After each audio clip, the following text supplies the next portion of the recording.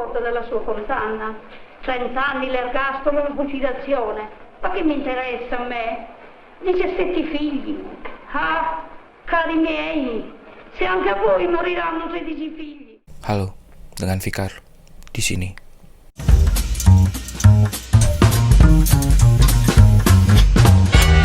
Leonarda Cianciulli, seorang ibu yang sangat menyayangi anaknya.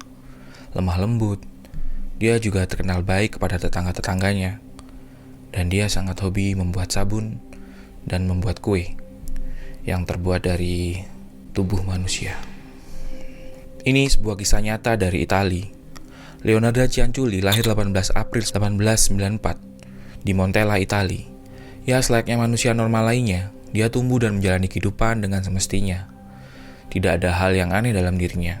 Sampai dia menginjak usia remaja nih, dia mencoba untuk melakukan upaya bunuh diri sebanyak 2 kali.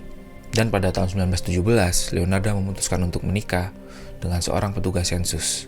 Tetapi sayang sekali, pernikahannya ini ditentang oleh ibu dan ayahnya karena orang tua si Leonarda ini memiliki rencana untuk menjodohkan Leonarda dengan orang lain. Tetapi ya, namanya juga cinta ya yang selalu membutakan insan di dunia. Leonarda tetap kekeh untuk menikah dengan si mas-mas petugas sensus ini. Sang ibu pun sangat marah dan mengutuknya habis-habisan. Sampai akhirnya si Leonarda dan suaminya ini memutuskan untuk pindah meninggalkan Montella dan menetap di kota suaminya, yaitu di Potenza. Tetapi ada masalah lagi nih, pada tahun 1927 si Leonarda ini dipenjara karena kasus penipuan. Akhirnya setelah dibebaskan, si Leonarda memutuskan untuk pindah lagi ke Lasedonia untuk memulai hidup baru. Tetapi pada tahun 1930, lagi-lagi Leonarda terkena musibah. Rumah Leonarda hancur karena terkena gempa hebat. Sudah dikutuk ibunya, dipenjara, rumahnya hancur. Penuh masalah sekali hidup si Leonarda ini. Akhirnya dia kembali untuk berpindah ke Correggio. Di sana dia membuka sebuah toko kecil dan di sana dia sangat populer dan terkenal sebagai wanita yang lemah lembut serta baik hati di kalangan tetangga-tetangganya. Leonarda ini sudah mengalami 17 kali kehamilan. 3 kali dia keguguran, 10 kali anaknya meninggal di usia balita, dan sisanya 4 anaknya ini sangat dijaga oleh Leonarda. Dia sangat menyayanginya dan sangat protektif karena Leonarda tidak ingin terjadi hal-hal buruk terhadap anaknya. Hal ini dipicu oleh peringatan yang dia terima dari seorang peramal. Jadi dia pernah mengunjungi seorang peramal dan si peramal ini mengatakan bahwa dia akan menikah dan semua anaknya nanti akan meninggal. Si Leonarda ini juga sempat mengunjungi peramal lain yang mampu membaca garis tangan. Dan si peramal pembaca garis tangan ini berkata pada si Leonarda, "Di tangan kananmu aku melihat penjara, dan di tangan kirimu aku melihat rumah sakit jiwa." Dan Leonarda adalah seorang wanita yang sangat percaya dengan tahayul. Sampai-sampai dia memperhatikan peringatan itu dan selalu mengingat-ingat peringatan dari sang peramal. Singkat cerita, pada tahun 1939, Leonarda mendengar bahwa putra sulungnya ini Giuseppe akan bergabung dengan tentara Italia untuk persiapan Perang Dunia Kedua. Giuseppe ini adalah anak kesayangannya si Leonarda dan dia bertekad untuk melindunginya dengan berbagai cara. Karena Leonarda yakin jika Giuseppe mengikuti perang, sama saja dengan dia merelakan Giuseppe untuk meninggal. Karena di Perang Dunia Kedua ini sangat memakan banyak korban jiwa. Sampai si Leonarda ini menyimpulkan dengan keyakinannya karena dia percaya dengan hal-hal tahayul bahwa anaknya ini akan selamat jika dia mengorbankan nyawa manusia. Tak lama dia pun menemukan sasaran korbannya, yaitu 3 wanita parubaya, dan semuanya ini adalah tetangga si Leonarda. Korban pertama Leonarda yaitu Faustina Setti.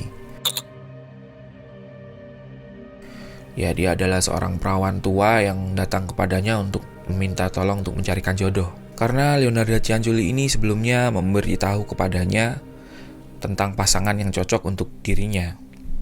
Dan pasangan itu berada di Pola. Pola itu adalah salah satu nama daerah di Italia. Dan dia mewanti-wanti kepada si Setti sang korban ini untuk tidak memberitahu siapapun tentang hal ini.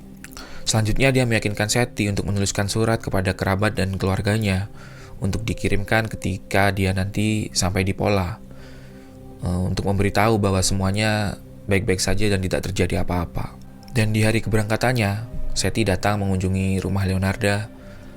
Ya, ini untuk terakhir kalinya. Leonarda menawarinya segelas anggur yang sudah diberi obat bius. Lalu tak lama kemudian si Seti ini mulai tak sadarkan diri, dan sesaat kemudian si Leonarda langsung menghujamnya dengan sebilah kapak dan menyeret mayat korban ke dalam lemari. Si Leonarda ini dengan sadis memotong tubuh Seti menjadi 9 bagian dan mengumpulkan darahnya ke dalam baskom. Dalam pengakuan resminya pada saat itu, dia pun berkata, "Aku memasukkan potongan-potongan tubuh itu ke dalam panci. Sebelum kemudian aku menambahkan 7 kilo soda api yang telah aku beli. Kuaduk seluruh campuran itu sampai potongan-potongan tubuh itu larut menjadi bubur yang kental dan gelap. Setelah selesai, aku pun menuangkannya ke dalam ember. Sebelum kemudian kubuang campuran itu ke septic tank terdekat. Adapun darah di baskom, aku tunggu sampai mengental. Kemudian darah itu aku oven dan kuubah menjadi darah kering. Setelah selesai, bahan itu kemudian kuolah dengan cara kutumbuk dan kucampur dengan tepung, gula, coklat, susu, dan telur, serta sedikit margarin. Kuuleni semua bahan itu, kemudian kujadikan kue yang renyah. Lalu kusajikan kepada para wanita yang datang berkunjung ke rumahku, dan kubagikan juga pada suami dan anak-anakku." Benar-benar sakit jiwa. Dan beberapa sumber mengatakan bahwa sebelumnya si Leonarda ini mendapatkan tabungan hidup Seti sebesar 30.000 lira sebagai pembayaran atas jasanya. Bukannya mendapatkan jodoh, si Seti malah mendapatkan kematiannya. Korban kedua yaitu Francesca Sophie. Leonarda mengaku telah mencarikannya pekerjaan di sekolah khusus perempuan di Piacenza. Ya, seperti halnya Seti, Sophie ini juga diyakinkan untuk menuliskan surat kepada keluarga dan kerabatnya bahwa semuanya baik-baik saja. Dan ya, Sophie datang mengunjungi rumah Leonarda lagi sebelum kepergiannya. Dia juga diberi anggur dan dibius. Kemudian dibunuh lagi dengan kapak.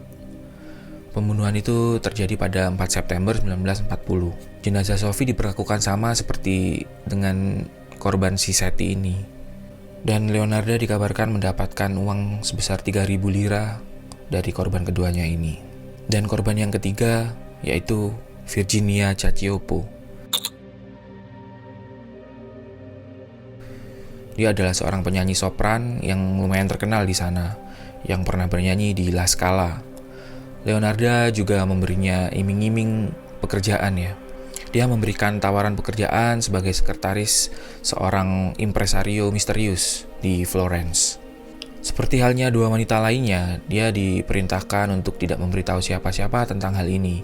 Dan si Virginia pun setuju. Pada 30 September 1940, Virginia datang untuk kunjungan terakhir ke rumah Leonarda. Pola pembunuhannya pun sama dengan kedua korban lainnya. Namun berbeda sekali dengan dua korban pertama. Tubuh Virginia ini dilelehkan dan dijadikan sabun. Menurut pernyataan Leonarda, dia berakhir di panci seperti dua korban lainnya. Dagingnya begitu gemuk dan putih. Ketika sudah meleleh, saya menambahkan sebotol kolon, dan setelah mendidih saya menjadikannya sabun dengan kualitas yang bagus. Lalu saya memberikan beberapa batang sabun itu kepada tetangga dan kenalan-kenalan saya. Kue yang terbuat dari daging Virginia juga lebih enak. Wanita itu benar-benar manis. Dari Virginia Cacioppo, Leonarda dikabarkan menerima 50.000 lira. Dengan berbagai macam permata, dia bahkan menjual pakaian dan sepatu korban. Disinilah misteri pembunuhan Leonarda mulai terungkap. Tak seperti kedua korban lainnya, kerabat Virginia, terutama adik iparnya ini, khawatir dan mulai mencari tahu keberadaan kakaknya. Dia sama sekali tidak percaya dengan surat-surat yang dikirimkan oleh Virginia. Setelah bertanya ke sana kemari, akhirnya si adik dari Virginia ini mendapatkan petunjuk bahwa ada orang yang sempat melihat kakaknya itu pergi ke rumah Leonarda 1 hari sebelum dia menghilang. Pada akhirnya, dengan sedikit informasi yang dia dapat, dia langsung melaporkan hilangnya Virginia ini ke polisi. Dan dengan cepat polisi langsung menyelidiki rumah Leonarda Cianciulli ini.